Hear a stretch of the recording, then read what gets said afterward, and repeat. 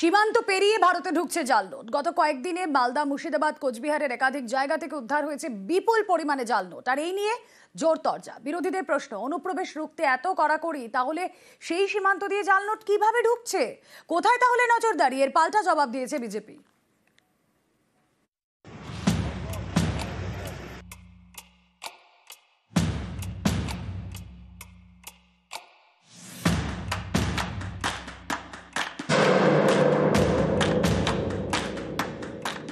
পশ্চিমবঙ্গের সীমান্ত এলাকায় ফের জাল নোট। সীমান্ত পেরিয়ে ঢুকছে জাল নোটের বান্ডিল। গত কয়েকদিনে বাংলার সীমান্তবর্তী জেলা মালদা, মুর্শিদাবাদ, কোচবিহারের একাধিক জায়গা থেকে বিপুল পরিমাণ জাল নোট উদ্ধার হয়েছে। মঙ্গলবার প্রায় 1 লক্ষ টাকার জাল নোট উদ্ধার হয় কোচবিহারের তুফানগঞ্জ থেকে। বুধবার মালদার শোভাপুর থেকে উদ্ধার হয় 2 লক্ষ টাকার জাল নোট। পরের দিন মালদার বৈষ্ণবনগর থেকে 21 লক্ষ টাকার জাল নোট উদ্ধার করেছে রাজ্য পুলিশের এসটিএফ। কিছুদিন আগে জাল নোট উদ্ধার হয়েছে মুর্শিদাবাদের শামশেরগঞ্জ থেকেও। কোনো দেশকে ধাক্কা দেওয়ার বড় উপায় সে দেশের অর্থনীতিকে টার্গেট করা। ভারতের অর্থনীতিকে টার্গেট করতেই জাল নোট ছড়িয়ে দিতে চায় ভারতের শত্রুরা। ভারতে জাল নোট ঢোকানোর নির্দিষ্ট রুট রয়েছে। জাল নোট মূলত তৈরি হয় পাকিস্তানে, সেখান থেকে যায় বাংলাদেশে, বাংলাদেশ থেকে সীমান্ত পেরিয়ে ভারতে ঢোকে।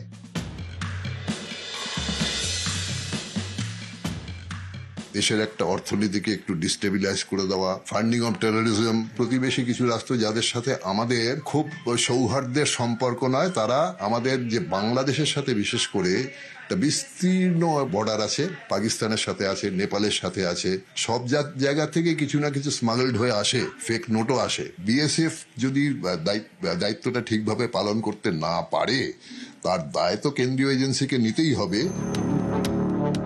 জল বা স্থলবন্দরে কাস্টমসের নজর এড়িয়ে জাল নোট ঢোকা সম্ভব নয়, তাই জাল নোট ঢোকে সীমান্ত পেরিয়ে। এককালে জাল নোট ঢুকত মূলত মালদা, মুর্শিদাবাদ হয়ে। পুটলিতে জাল নোট বেঁধে ছুড়ে দেওয়া হতো সীমান্তের ওপার থেকে। এপারে দাঁড়িয়ে থাকে এজেন্ট, সেই পুটলি তুলে নিতেন। এখন আর এসব হয় না, কিন্তু জাল নোটের চক্র এখনো চলছে। বাংলাদেশ অশান্ত হওয়ার পর জাল নোটের চক্র আরও সক্রিয় হয়েছে। পাকিস্তান থেকে বাংলাদেশ হয়ে ভারতে যে জাল নোট ঢুকছে তা অনেকটাই আসলের কাছাকাছি। ভারতীয় নোটে এমন 15টি বৈশিষ্ট্য থাকে যা ইউনিক, অর্থাৎ এই বৈশিষ্ট্যগুলি থাকলে বোঝা যায় নোটটি আসল। এরকম 15টি বৈশিষ্ট্যের মধ্যে 10 থেকে 11টি বৈশিষ্ট্যই হুবহু নকল করে ফেলেছে জাল নোটের কারবারিরা। সুইজারল্যান্ডের যে কাগজে ভারতীয় নোট ছাপা হয়, সেই একই কাগজে ছাপা হচ্ছে জাল নোটও।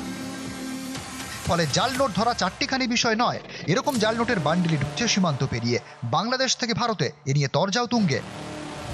অনেকেই প্রশ্ন তুলছেন, অনুপ্রবেশ রুখতে এত কড়াকড়ি, কড়া আইনও চালু করেছে কেন্দ্রীয় সরকার, তাহলে জাল নোটের অনুপ্রবেশ রোখা যাচ্ছে না কেন? সীমান্তে নজরদারি কোথায়? সীমান্ত রক্ষা করার কাজটা কার? সীমান্ত অর্থাৎ ল্যান্ড দিয়ে যদি কেউ আসে, তাহলে সেখানে বিএসএফ আছে, উড়ে আসছে, সেটাও কন্ট্রোল করছে কেন্দ্রীয় সরকার। যদি বলেন রেলপথে আসছে, কন্ট্রোল করছে কেন্দ্রীয় সরকার। রাজ্যে যেখানে জমি দেবার, সেখানে অবশ্যই রাজ্য দিচ্ছে বলে তো বিএসএফ কাজ করতে পারছে।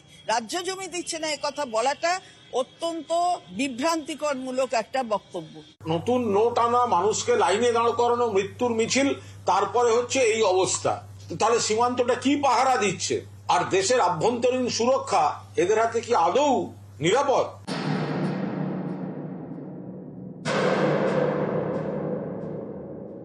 সারা ভারতবর্ষের যত জাল নোট পাওয়া যায়, রিজার্ভ ব্যাংক স্টেটমেন্ট দিয়ে জানিয়েছে তার 72% জাল নোট আছে পশ্চিমবঙ্গ থেকে। কালিয়াচক থেকে জাল নোট আসে। একটা পোরাস বর্ডার, সেখানে যদি পুলিশ সহযোগিতা না করে, যে সরকার প্রকাশ্যে রোহিঙ্গাদের আহ্বান জানাচ্ছে, রোহিঙ্গাদের জন্য দানপত্র রেখে দিয়েছিল শাহজাহান, যেখানে প্রকাশ্যে তারা বলছে একজন তৃণমূল কংগ্রেসের নেত্রী যে একটা বাংলাদেশির নাম যেন ভোটার লিস্টের বাইরে না থাকে, তো সেখানে আপনার নোট পাওয়া যাবে না, তো কি আপনার গুপ্ত যুগের মুদ্রা পাওয়া যাবে?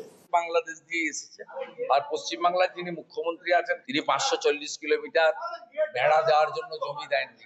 সেই জমি দিয়ে, সেই ফাঁকা রাস্তা দিয়ে ঢুকছে। নিউজ 18 বাংলা।